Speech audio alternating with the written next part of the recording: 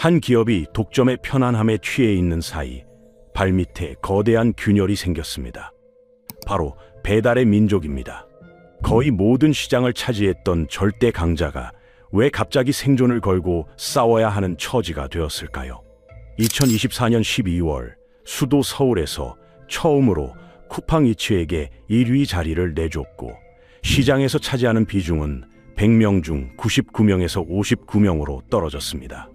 무료 배달이라는 새로운 룰과 50만 원짜리 피자 사건으로 터진 신뢰의 위기, 그리고 연간 5천억 원씩 독일로 빠져나가는 수익까지, 독점 제국이 어떻게 흔들리기 시작했는지 함께 파헤쳐 보겠습니다.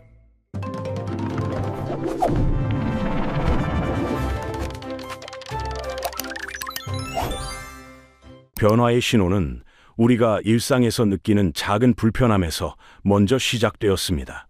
3만 원짜리 음식은 괜찮아도 7천 원 배달비는 아깝다는 소비자 심리와 팔아도 남는 게 없다는 가게 사장들의 하소연이 변화의 출발점이었습니다. 2024년 12월 배달의 민족 역사상 처음 있는 일이 벌어졌습니다. 그들이 단 한 번도 내준 적 없던 서울의 왕좌를 쿠팡이츠에게 빼앗긴 것입니다. 8개 카드사 데이터를 종합한 결과 서울 지역에서 사람들이 실제로 결제한 금액이 완전히 뒤바뀌었습니다. 쿠팡이츠가 2,113억 원을 기록하면 배민은 1,605억 원에 그쳤습니다. 이는 단순한 일시적 역전이 아니었습니다. 전체 배달앱 시장에서 배민이 차지하는 비중이 근본적으로 바뀌고 있었습니다. 2024년 9월 기준 배민의 비중은 59%까지 떨어졌습니다. 2022년까지 거의 모든 시장을 차지했던 지배력이 불과 2년 만에 절반 수준으로 줄어든 것입니다. 더 놀라운 것은 쿠팡이츠의 성장이었습니다. 한 달에 한 번이라도 앱을 쓰는 사람의 수가 2024년 12월 처음으로 1,000만 명을 넘어섰습니다. 1년 전 455만 명에서 거의 2배가 늘어난 수치였습니다. 1,000만 명이면 대한민국 인구 5명 중 1명이 쿠팡이츠를 사용한다는 의미입니다.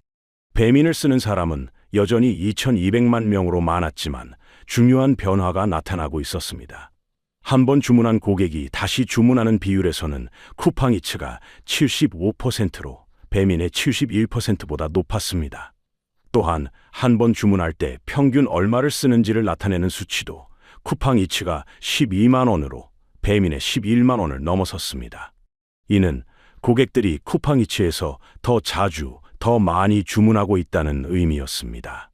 단순히 앱을 깔아놓기만 하는 것이 아니라 실제로 돈을 쓰는 진짜 고객들이 쿠팡이츠로 이동하고 있다는 뜻입니다. 서울이라는 공간의 함락은 단순한 숫자 게임을 넘어선 의미를 가졌습니다. 이곳은 배달의 민족 신화가 시작된 곳이자 가장 큰 시장이며 그들이 절대 포기할 수 없는 심장부였기 때문입니다. 그런데 그 심장부가 뚫렸습니다. 배달 앱에는 특별한 특징이 있습니다. 사용하는 사람이 많을수록 서비스 가치가 높아지는 현상이 나타나는 것입니다. 고객이 많을수록 가게가 몰리고 가게가 많을수록 고객이 몰리는 좋은 흐름이 만들어집니다. 반대로 이 구조가 나쁜 방향으로 돌기 시작하면 고객이 떠나면 가게도 떠나고 가게가 떠나면 더 많은 고객이 떠나게 됩니다. 독점 지배력의 시대가 끝나고 진짜 경쟁이 시작된 순간이었습니다. 배달 앱이라는 시장 구조는 독특한 구조로 움직입니다.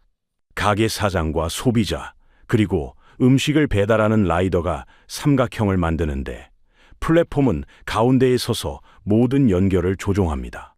이런 구조에서는 1등이 모든 것을 가져가는 법칙이 작동합니다.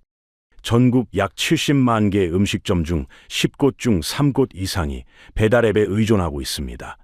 서울, 부산, 대구 같은 큰 도시일수록 이 의존도는 더욱 높아집니다. 특히 혼자 사는 사람이 많은 강남, 마포, 송파 같은 지역에서 배달 주문은 일상의 필수가 되었습니다. 하루 3끼 중 1끼 이상을 배달로 해결하는 사람들이 늘어난 것입니다. 배달앱 시장의 핵심은 배달 시설입니다. 처음에 배달의 민족은 단순히 가게와 고객을 연결해주는 중개업체였습니다. 아파트 현관문에 붙어있던 전단지를 스마트폰 앱으로 옮긴 정도의 역할이었습니다. 전화로 주문하던 것을 앱으로 바꾼 것에 불과했습니다. 2015년 배민 라이더스를 출시하면서 상황이 완전히 달라졌습니다. 이제는 음식을 배달하는 행위 자체를 직접 관리하는 통합 플랫폼으로 변화한 것입니다. 전국 주요 도시에 배민 라이더스 거점을 만들고 수만 명의 라이더를 직접 관리하는 시스템을 구축했습니다. 이는 고객에게는 배달 품질 향상을, 배민에게는 중개 수수료를 넘어선 배달 시장 지배력을 안겨줬습니다. 단순히 주문을 받아주는 역할을 넘어서 음식을 만드는 것 빼고는 모든 과정을 배민이 컨트롤할 수 있게 된 것입니다. 2019년 독일 딜리버리 히어로의 인수 이후 이 구조는 더욱 단단해졌습니다. 경쟁사 요기요를 정리하면서 사실상 거의 모든 시장을 차지하게 되었습니다. 공정거래위원회의 조건부 승인으로 겉으로는 경쟁하는 것처럼 보였지만 실제로는 독점 체제가 완성된 것입니다. 이때부터 배달의 민족은 더 이상 비급 감성에 재미있는 회사가 아니었습니다. 해외 자본의 수익성 압박을 받는 전문 경영 체제로 바뀌었습니다. 예전처럼 재미있는 광고나 유쾌한 마케팅보다는 매출과 수익을 최우선으로 하는 기업이 된 것입니다. 이 독점 구조의 가장 큰 특징은 가격 결정권이었습니다. 중개 수수료를 얼마로 할지, 광고비를 얼마나 받을지, 배달비 정책을 어떻게 할지를 배민이 마음대로 정할 수 있는 구조가 만들어진 것입니다. 자영업자들은 울며 겨자 먹기로 이 조건들을 받아들일 수밖에 없었습니다. 모든 독점에는 약점이 있습니다. 바로 경쟁에 대한 긴장감을 잃는 것입니다. 고객 서비스를 개선하는 투자보다는 수익을 늘리는 데만 집중하게 되고 새로운 아이디어보다는 현상 유지에 안주하게 됩니다. 경쟁자가 없으니 고객이 불만을 가져도 갈 곳이 없다는 것을 알고 있었기 때문입니다. 새로운 도전자가 준비하고 있는 줄도 모른 채 말입니다. 2019년 12월 13일 대한민국 IT 업계 역사상 가장 큰 인수합병 소식이 터졌습니다. 배달의 민족 운영사 우아한 형제들이 독일 딜리버리 히어로에 4조 7천억 원에 팔린다는 발표였습니다. 이 금액을 쉽게 말하면 당시 삼성전자 가치의 약 15분의 1에 해당하는 엄청난 규모였습니다. 김봉진 대표에게는 나름의 절박한 이유가 있었습니다. 첫 번째는 해외 진출의 한계였습니다. 스스로 일본과 베트남에 진출했지만 현지 기업들의 벽을 넘지 못하고 있었습니다. 작은 회사로는 세계 시장에서 큰 자본들과 경쟁하기 어려웠던 것입니다. 두 번째는 딜리버리 히어로의 매력적인 제안이었습니다. 단순히 돈만 받는 것이 아니라 본사 주식도 받고 아시아 사업을 총괄하라는 자리까지 제안받았습니다. 큰 자본을 등에 업고 세계 진출의 꿈을 이어갈 수 있는 기회로 보였던 것입니다. 세 번째로는 새로운 경쟁자에 대한 두려움이 있었습니다. 이미 2019년 쿠팡 이츠가 시장에 나타났고 중국에서는 큰 기업들이 배달 시장에 뛰어들어 피바다를 만들고 있었습니다. 메이투안과 얼어머, 딴딴의 3파전에서 벌어진 끔찍한 돈 태우기 경쟁을 본 김 대표에게는 또다시 그런 전쟁을 치러야 한다는 부담이 컸을 것입니다. 중국의 배달 전쟁은 정말 끔찍했습니다. 세 회사 모두 수조 원의 적자를 감수하면서 시장을 놓고 싸웠습니다. 결국 메이투안이 이겼지만 그것도 막대한 자본의 힘이 있었기 때문이었습니다. 김봉진 대표는 혼자서는 이런 전쟁을 감당할 수 없다고 판단했을 것입니다. 문제는 이 거래가 사실상의 독점을 만들어낸다는 점이었습니다. 2019년 기준 배민과 요기요를 합친 시장 비중은 99.2%였습니다. 대한민국 배달앱 시장 전체를 딜리버리 히어로라는 하나의 독일 기업이 독점하게 되는 상황이었습니다. 공정거래위원회가 개입한 이유였습니다. 1년간의 심사 끝에 2020년 12월 공정위는 조건부 승인을 내렸습니다. 그 조건은 분명했습니다. 배민을 갖고 싶으면 요기요를 팔아라. 딜리버리 히어로는 고민할 필요가 없었습니다. 2위인 요기요를 버리고 1위인 배민을 선택했습니다. 그렇게 배민은 완벽한 독점 기업이 되었습니다. 이 결정의 순간부터 배달의 민족의 운명이 완전히 갈렸습니다. 비급 감성에 재미있는 회사는 사라지고 독일계 기업의 자회사로서 수익성을 증명해야 하는 전문 경영진의 손에 넘어간 것입니다. 중개 수수료 체계를 바꾸고 각종 비용을 올리기 시작한 것도 이때부터였습니다. 예전처럼 재미있는 광고나 유쾌한 마케팅보다는 오직 수익을 늘리는 데만 집중하게 되었습니다. 소비자들은 당장 느끼기 어려웠지만 자영업자들의 부담은 점점 커지기 시작했습니다. 독점 기업이 된 배민은 이제 경쟁에 대한 걱정 없이 수익을 늘리는 데만 집중할 수 있게 되었습니다. 고객이 불만을 가져도 갈 곳이 없으니 서비스 개선보다는 돈 벌기에만 신경 쓰면 되었던 것입니다. 2020년 전 세계가 멈췄지만 배달 시장만은 역사상 한 번도 없었던 대호황을 맞았습니다. 정부의 코로나 방역 조치로 외식이 금지되자 배달이 유일한 선택지가 되었습니다. 그동안 배달 시장이 정점을 찍었다고 말했던 모든 예측이 완전히 틀렸습니다. 2020년 한 해 거래액만 12조 원을 넘어섰고 배민을 사용하는 사람이 1,000만 명을 넘어섰습니다. 이 시기 배달의 민족은 말 그대로 돈을 쓸어 모았습니다. 외출 금지로 집에만 있는 생활이 일상이 되면서 하루 3끼를 모두 배달로 해결하는 사람들이 넘쳐났습니다. 새벽 1시에도 오후 3시에도 주문이 쏟아졌습니다. 평소 배달을 거의 하지 않던 중년층까지 스마트폰에 앱을 설치하기 시작했습니다. 배민의 하루 주문 건수는 전년 대비 2배 이상 늘어났습니다. 특히 놀라운 것은 기존 고객들이 주문하는 횟수가 크게 늘어난 점이었습니다. 일주일에 한두 번 시키던 사람들이 거의 매일 주문하기 시작했습니다. 집에서 일하는 재택근무가 일반화되면서 점심 배달 주문도 크게 늘었습니다. 이런 성장의 뒷면에는 자영업자들의 어쩔 수 없는 상황이 있었습니다. 식당에서 손님을 받을 수 없으니 당장 적자를 막으려면 배달을 해야 했습니다. 배달을 하려면 배민의 플랫폼에 들어갈 수밖에 없었습니다. 배민 덕분에 매출은 유지됐지만 높은 수수료와 광고비 부담으로 플랫폼에 완전히 의존하게 되는 나쁜 흐름이 본격화된 시기이기도 했습니다. 이때부터 배민에 대한 여론이 서서히 나빠지기 시작했습니다. 자영업자 피 빨아먹는다, 독점 기업의 갑질이다라는 비판이 언론과 SNS에서 쏟아졌습니다. 배민은 흔들리지 않았습니다. 오히려 이 기회를 잘 활용해서 수익 구조를 더욱 단단하게 만들어갔습니다. 중개 수수료를 단계적으로 올리고 광고 상품을 다양화했습니다. 울트라콜이라는 깃발 서비스를 통해 가게들이 더 많은 광고비를 지불하도록 유도했습니다. 깃발 서비스란 광고비를 더 내면 배달 가능 지역을 넓혀주는 상품이었습니다. 가게 사장들은 매출을 유지하기 위해 어쩔 수 없이 더 많은 광고비를 지불해야 했습니다. 2022년 배민은 마침내 4천억 원이 넘는 흑자를 달성했습니다. 2023년에는 영업이익이 7천억 원을 넘어섰고 2024년에는 6,408억 원을 기록하며 안정적인 수익 구조를 만들었습니다. 문제는 이 수익금의 상당 부분이 독일 본사로 빠져나갔다는 점입니다. 2023년에는 4,127억 원이 배당금으로, 2024년에는 5,400억 원이 자사주 매입 방식으로 해외에 송금됐습니다. 이는 월 평균 4,500억 원씩이 한국에서 번 돈이 독일로 빠져나간 셈이었습니다. 국내에서 독점적 지위를 이용해서 번 돈이 고스란히 해외로 송금되는 구조가 완성된 것입니다. 딜리버리 히어로와 배민은 이 지배력이 영원할 것이라 생각했을지 모릅니다.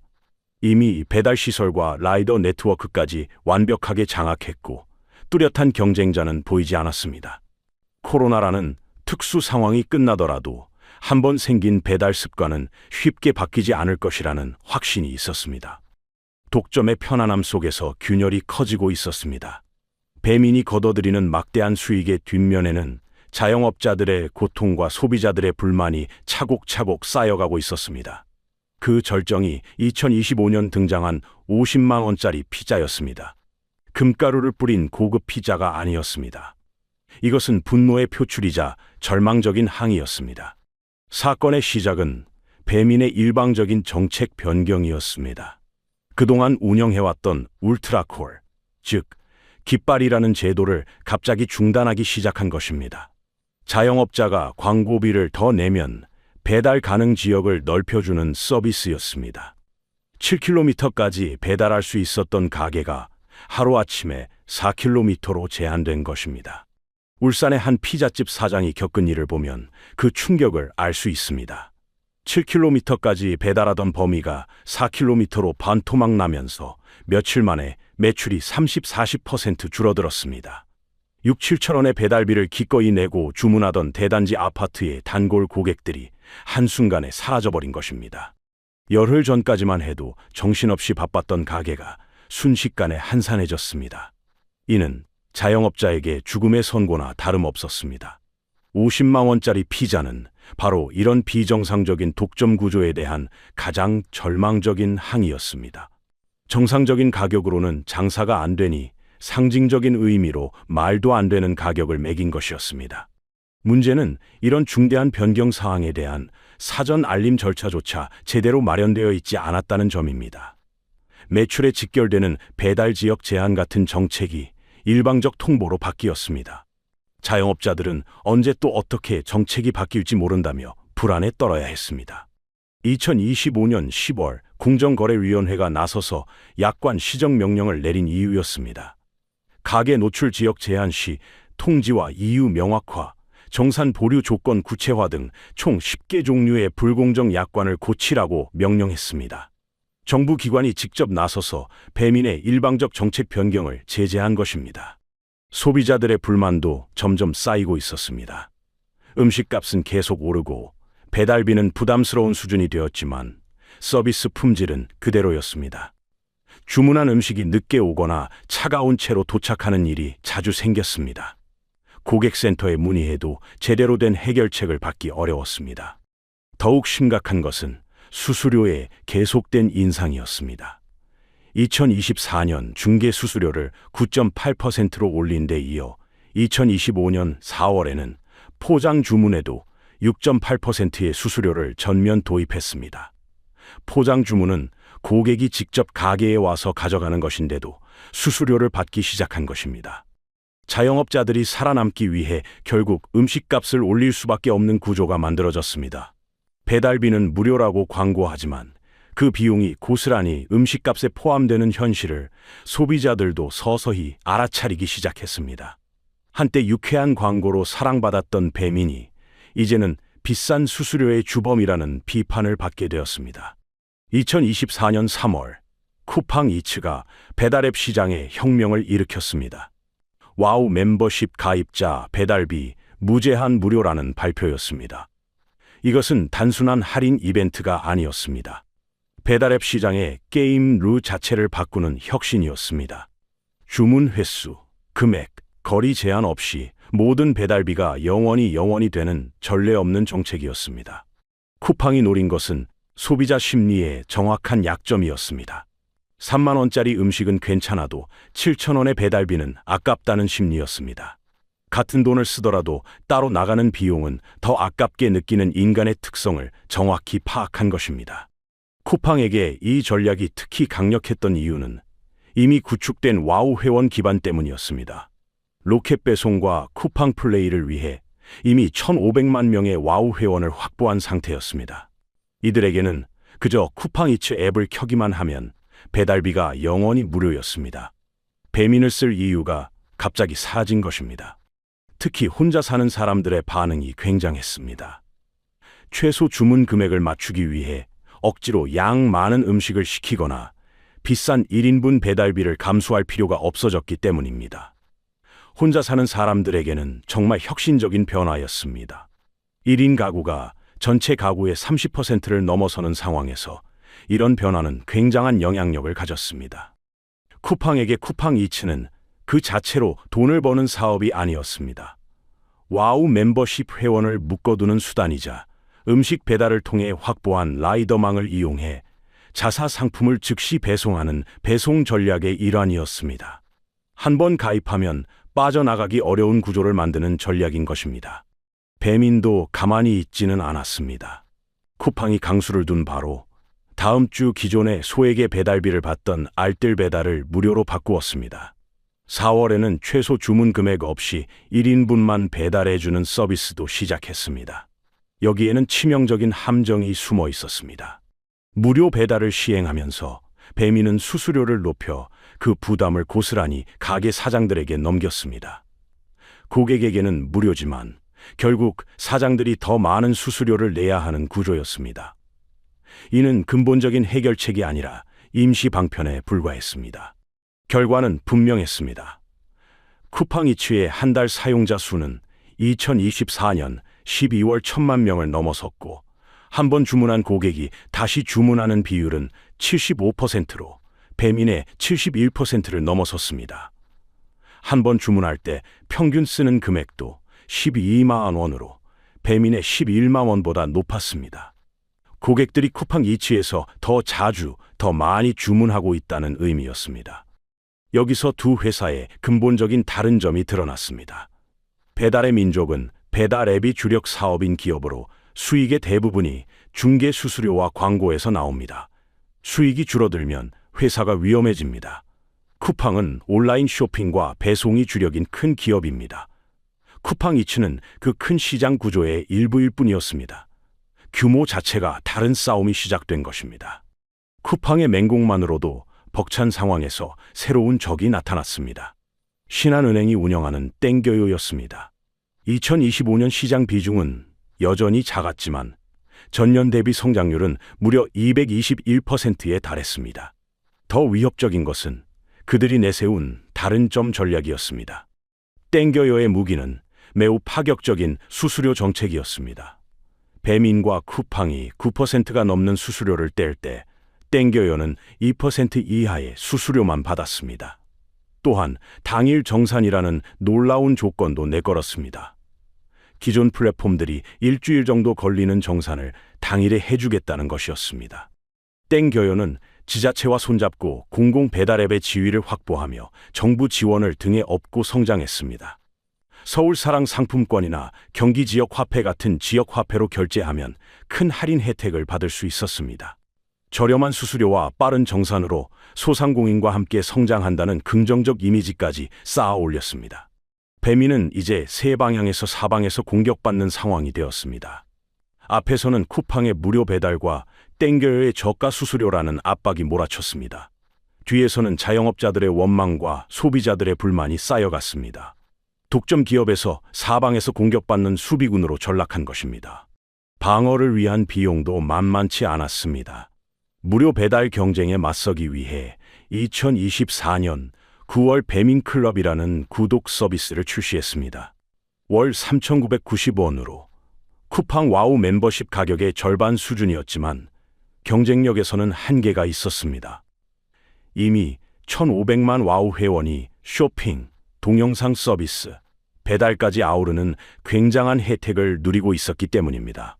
티빙과의 제휴에 이어 2024년 9월에는 유튜브 프리미엄 결합 상품까지 내놨지만 근본적인 경쟁력 격차를 메우기에는 부족했습니다. 쿠팡의 와우 멤버십처럼 다양한 서비스가 자연스럽게 연결된 것과 달리 배민클럽은 억지로 끼워 맞춘 느낌이 강했기 때문입니다. 더 심각한 것은 브랜드 이미지의 추락이었습니다.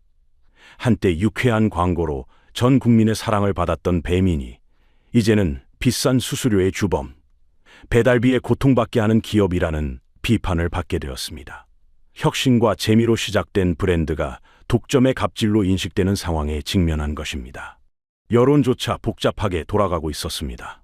오래도록 이어진 배민의 독점에 대해 누군가 이를 막아야 한다는 비판이 거셌는데 막상 쿠팡이라는 초거대 기업이 배달 시장까지 장악하기 시작하자 이제 쿠팡을 견제할 자가 없다는 새로운 우려가 나타났습니다. 배민은 2025년 1월 큰 변화를 발표했습니다.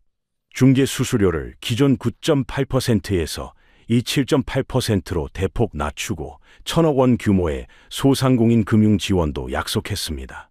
이미 기울어진 신뢰를 회복하기에는 늦은 감이 있었습니다. 한 전문가는 이렇게 분석했습니다.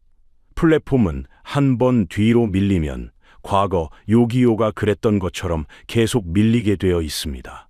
고객이 떠나면 가게가 줄어들고 가게가 줄어들면 더 많은 고객이 떠나는 나쁜 흐름이 시작된다는 의미였습니다. 독점 지배력은 이제 역사가 되었고 진짜 경쟁이 시작되었습니다. 배달의 민족 독점 시대의 끝은 한국 배달 시장의 새로운 시작을 의미합니다. 비급 감성으로 우리를 즐겁게 했던 그 재미있는 회사는 이제 존재하지 않습니다. 독일계 큰 자본의 돈벌이 도구가 된 배민은 쿠팡이라는 더 큰 자본과 살아남기를 건 생사를 건 싸움을 벌여야 하는 처지가 되었습니다. 100명 중 99명에서 59명으로 떨어진 시장 비중은 독점이 얼마나 위험한지를 보여줍니다. 경쟁 없는 시장에서 고객과 파트너를 배려하기보다는 수익을 늘리는 데만 집중한 결과였습니다. 연간 5천억 원씩 독일로 빠져나가는 수익과 50만 원짜리 피자로 상징되는 자영업자의 절망이 그 증거입니다.